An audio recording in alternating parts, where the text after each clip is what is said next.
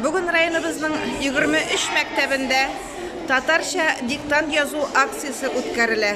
Менә без бүген 7-нче урта мәктәптә биредә инде кунакларны шушылай матур иттереп, чәк-чәкләр белән каршы алалар.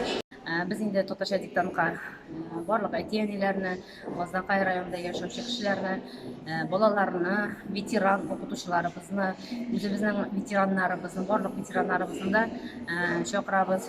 Һәм инде без менә җитәкчеләр белән, администрациядән дә җитәкчеләр бүтән мәктәпләргә бардылар.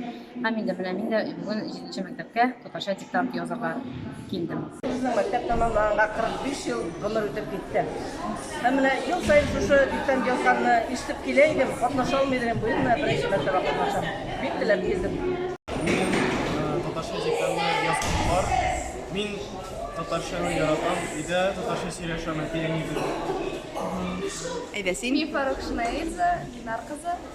Әлбәттә татарча сөйләшәм, язам. 7-нче мәктәптә татар теленнән диктант язабыз.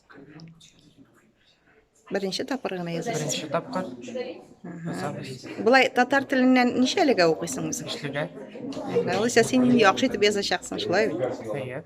Татар теле белән бик кызыксынам, татарча шигырьләрдә язам, татарча әсәрләрдә язам, менә татар теленә диктант язарга дип килеп утырдым әле. Китапханә хезмәткәрләре бүгенге диктант яз акциясына инде шулай ук бик теләп кушылды.